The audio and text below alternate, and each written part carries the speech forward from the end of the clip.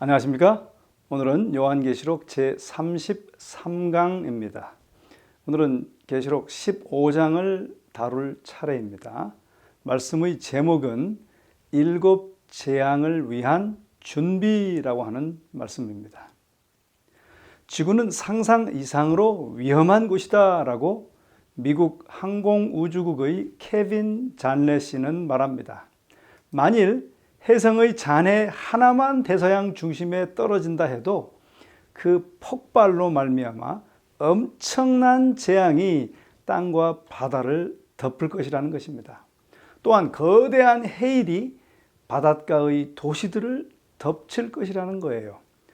그리고 높이 1km 이상의 파도를 동반하는 태풍이 쿠바, 미국과 멕시코의 대서양 연안, 그리고 카리브해의 섬들을 쓸어가 버릴 것이다 라고 하는 것입니다. 그리고 그날이 저물기 전에 리오데자네이로, 살바도르, 부에노스아이레스, 리스본, 홍콩, 싱가포르 등이 물에 잠겨버릴 것이라는 것이에요. 진짜 위험은 물보다는 불이라는 것입니다.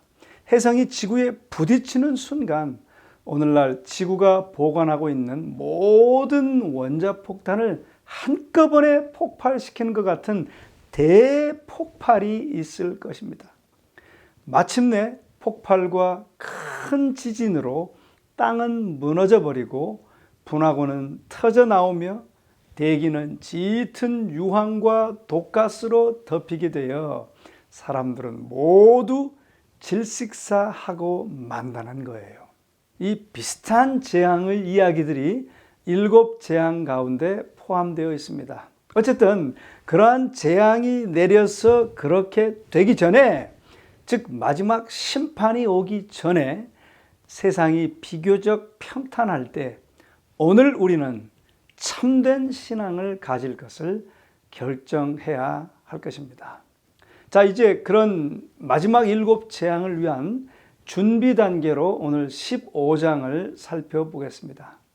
이 15장은 계시록 14장 14절에서 20절과 이어집니다. 즉 14장 후반부의 추수 장면에 바로 이어 15장 다음의 16장에 기술된 악인들에게 쏟아질 하나님의 최후의 진노 7 재앙을 집행하기 전에 있을 예비사항을 바로 오늘 우리가 다룰 15장에서 묘사하고 있습니다.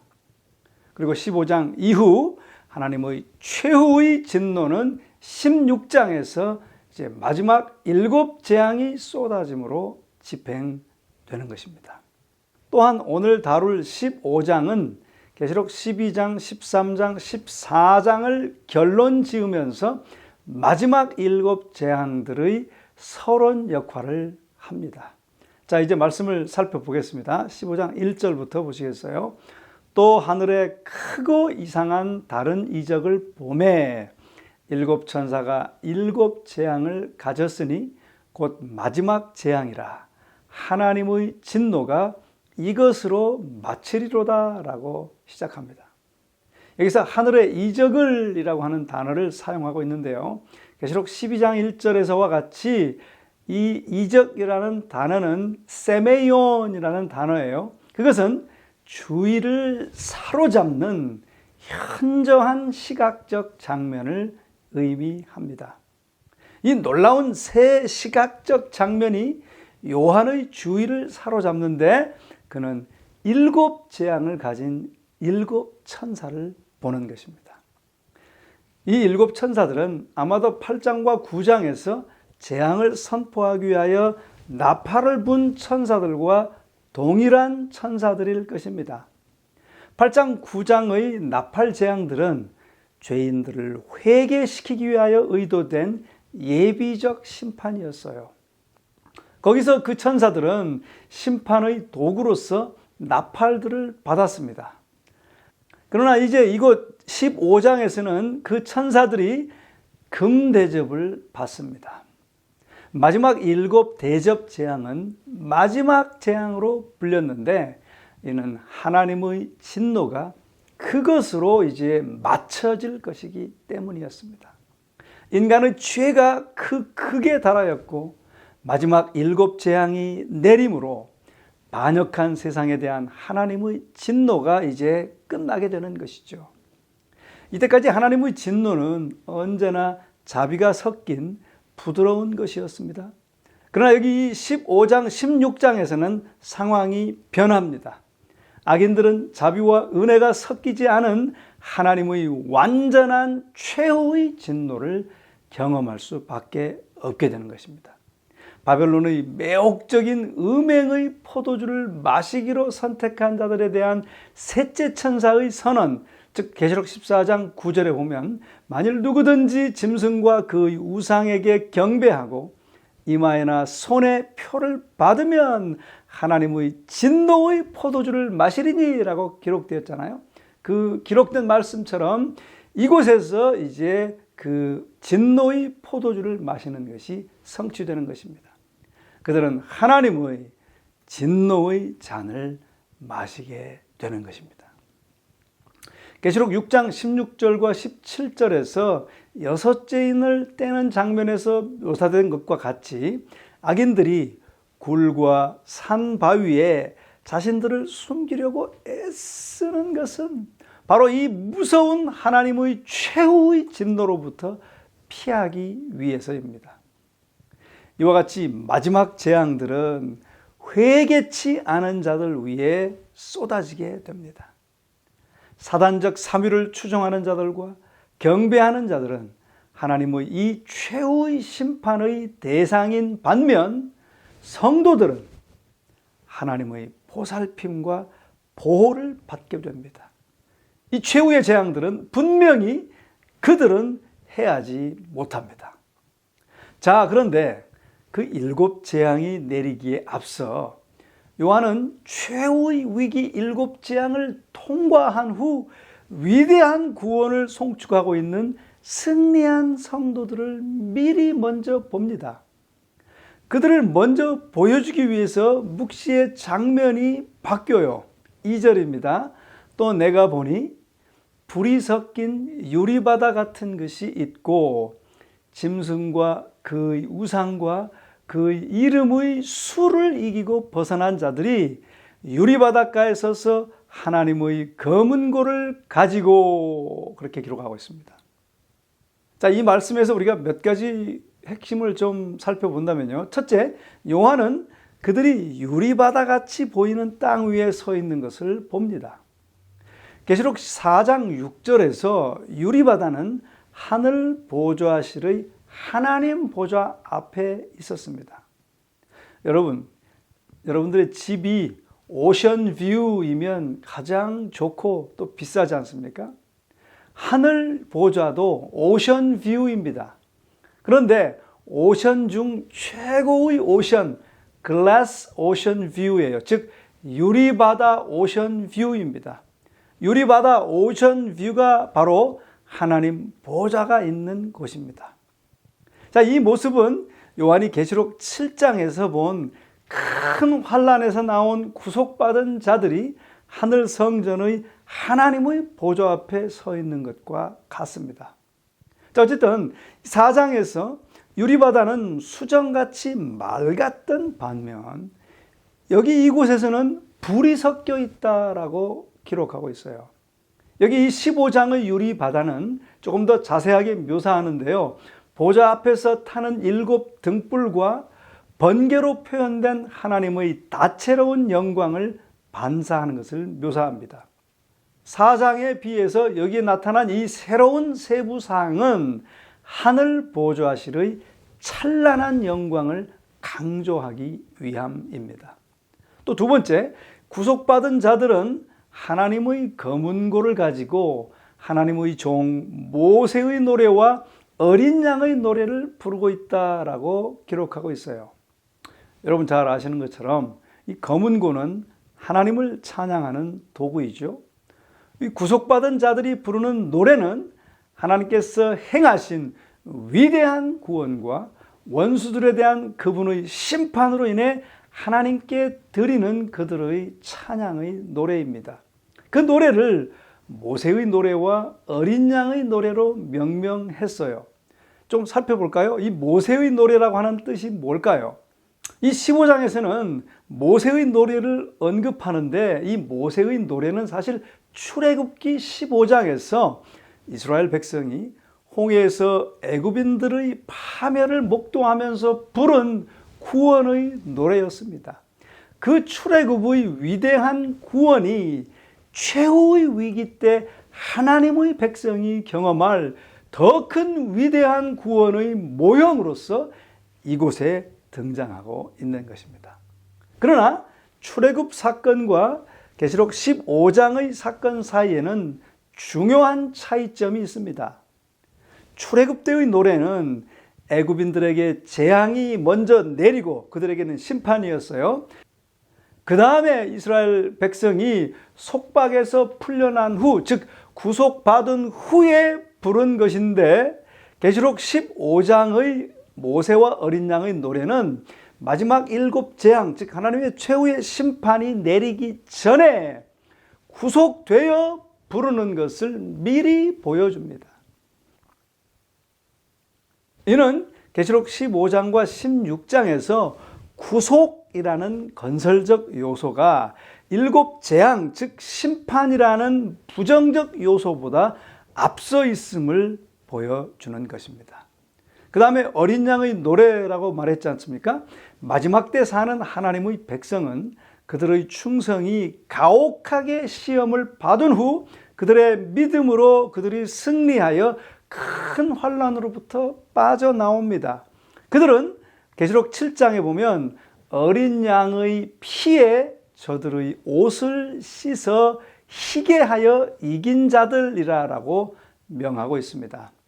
하나님께서 이스라엘 백성을 애굽인들로부터 구원하신 후 그들이 바닷가에서 하나님께 찬양을 돌린 것 같이 이제 7 재앙으로부터 구속받은 자들은 사악한 삼위와 또한 그들을 추종하는 자들로부터 자신들을 구원해 주신 하나님께 찬양을 돌리는데 그들의 구출과 구원은 그리스도께서 그들을 위하여 세상 죄를 지고 가신 어린 양께서 십자가에서 이루신 일의 결과입니다.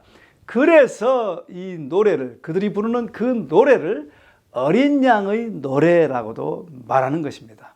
그러므로 이 두 개를 조합하면 이것은 즉 모세의 노래와 어린 양의 노래는 두 개의 노래가 아니고요.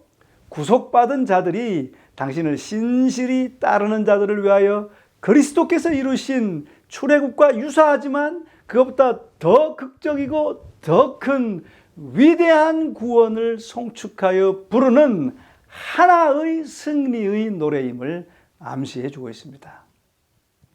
세 번째는 계시록 14장 3절에 의하면 마지막 때 짐승의 표를 받지 않고 승리하여 오직 구속함을 받은 자들만이 이 구원의 노래를 부를 수 있다라고 하는 것입니다.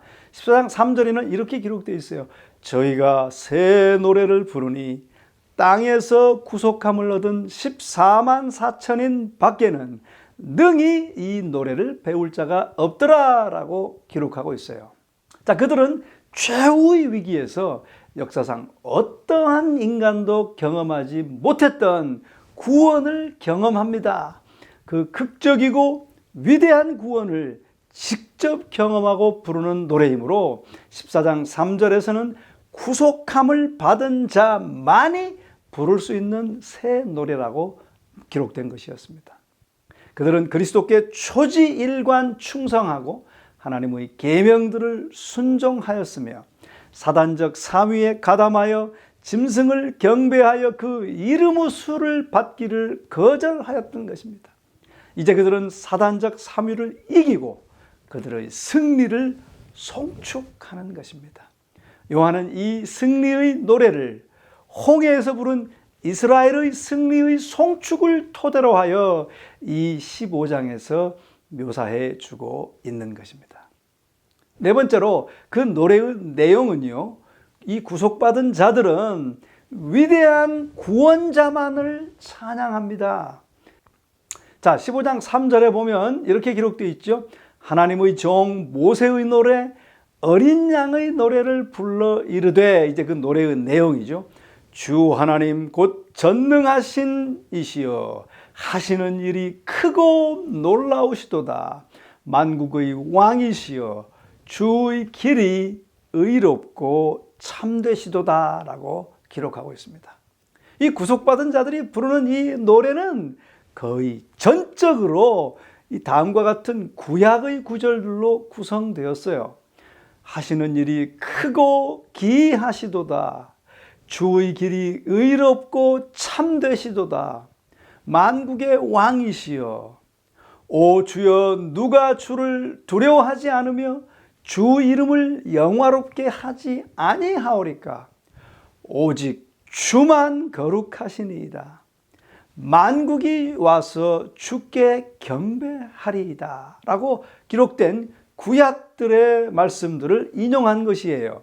어쨌든지 분명한 것은 구속받은 성도들이 그들 자신들의 성취나 공로에 대해 전혀 알지 못하는 것입니다.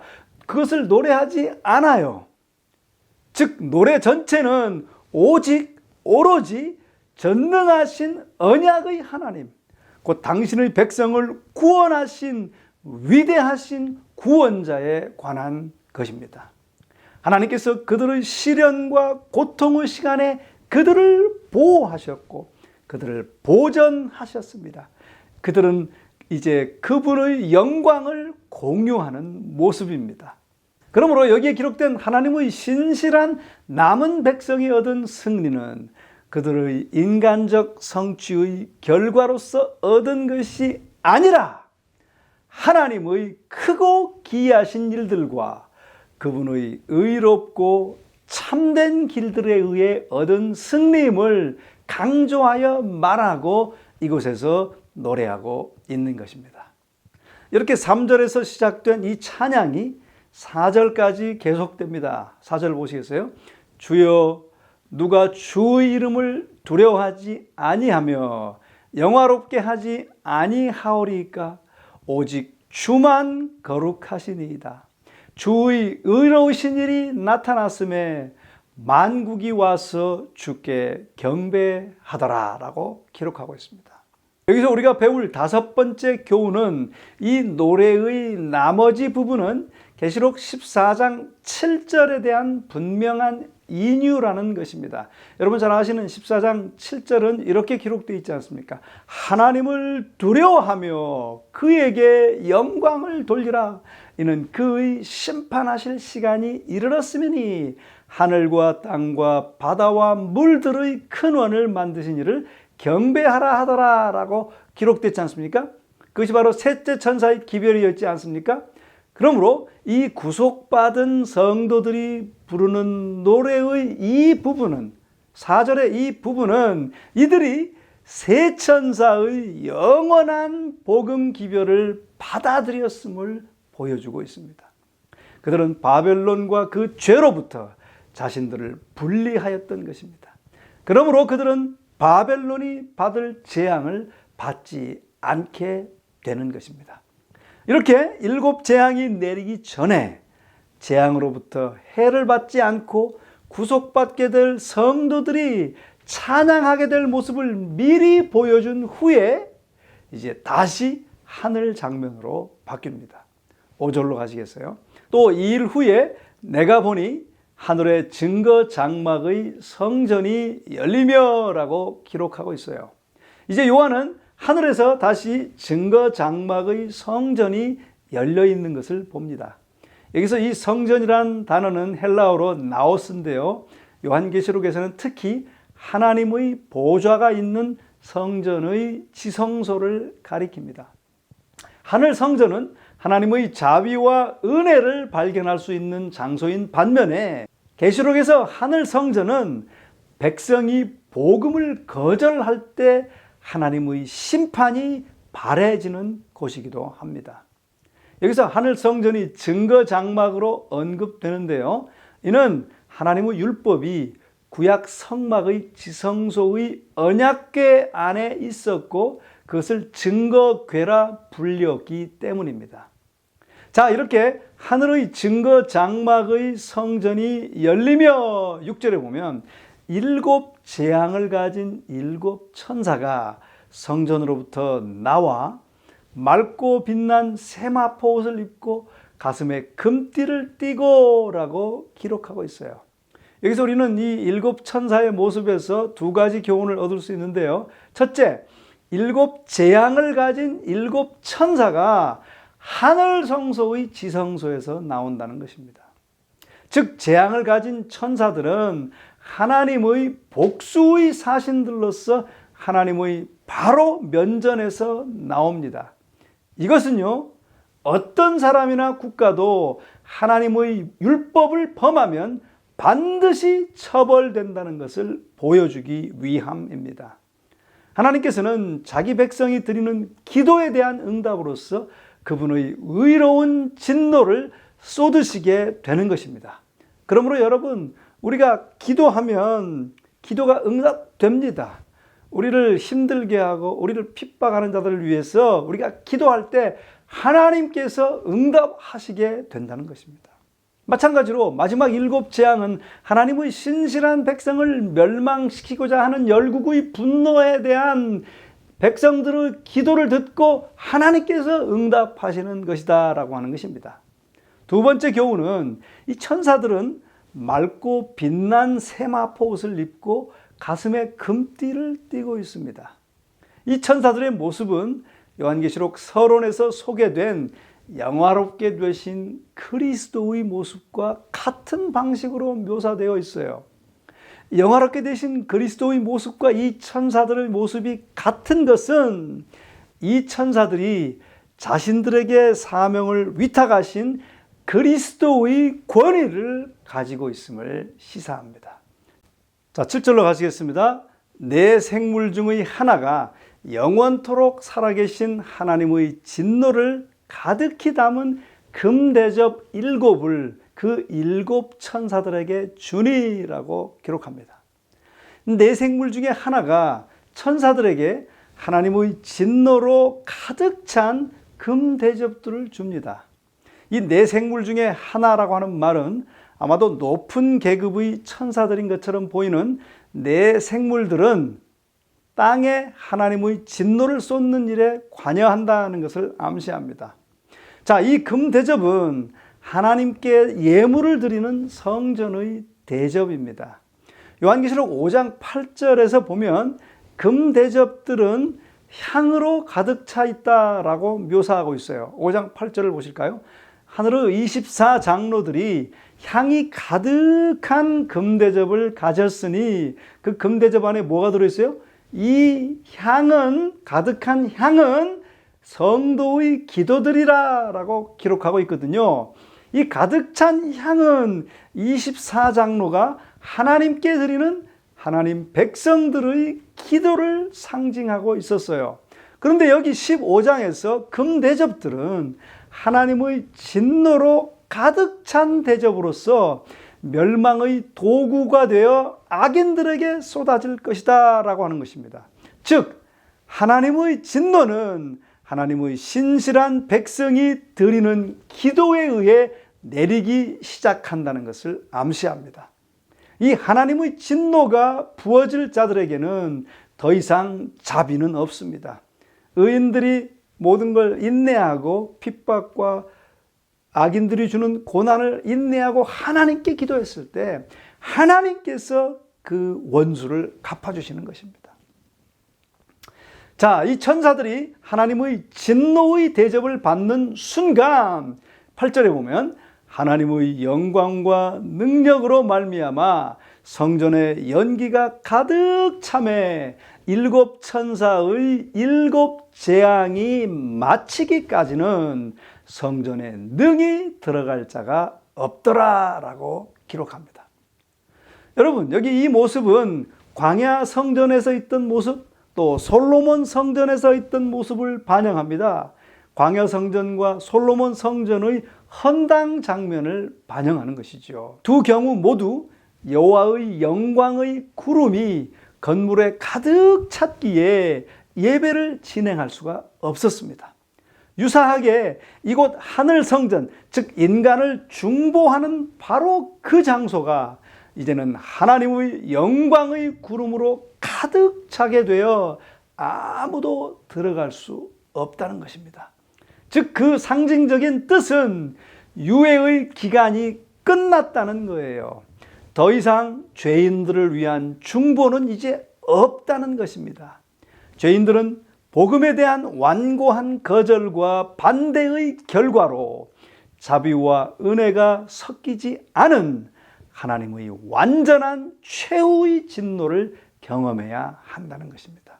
이제 그리고 그 바로 다음 절 16장 1절에 보면 7 재앙을 쏟으라는 큰 음성을 듣게 되지요. 또 내가 들으니 성전에서 큰 음성이 나서 7 천사에게 말하되 너희는 가서 하나님의 진노의 7 대접을 땅에 쏟으라 하더라 라고 하면서 7 대접의 재앙들을 땅에 쏟게 됩니다. 다음 시간에 그 내용들을 살펴보겠습니다. 어쨌든 이제 여러분 어느 날 갑자기 세상은 이렇게 7 재앙으로 혼란에 빠지게 될 것입니다. 그리고 그 고통은 무서울 것입니다.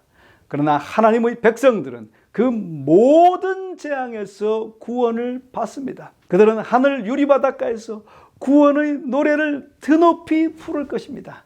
모세의 노래와 어린 양의 승리의 노래를 목청껏 부르게 될 것입니다.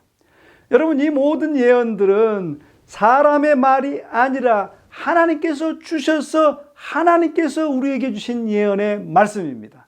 성경의 예언은 한 번도 틀린 일이 없이 반드시 이루어졌습니다. 그리고 성경은 우리가 살고 있는 지금이 그 마지막 순간임을 거듭거듭 가르쳐주고 있습니다. 사랑하시는 우리 성도님들이시여, 오늘 나의 결정은 무엇입니까? 어느 편에 서실 것입니까? 기도하시겠습니다. 사랑의 우리 아버지 하나님, 오늘 우리에게 이렇게 세세한 예언의 말씀들을 주셔서 감사합니다. 아직은 은혜의 시간입니다. 이제 하늘 성전이 닫혀서 7 재앙이 쏟아내려지기 전에 아버지 하나님, 우리가 하나님께로 마음을 온전히 돌리게 하시고 이 기별들을 증거함으로 말미암아 많은 영혼들이 주께로 돌아오는 놀라운 축복이 있게 하여 주시옵소서. 감사하오며 우리 주 예수 그리스도의 거룩하신 이름으로 간절히 축원하옵나이다. 아멘.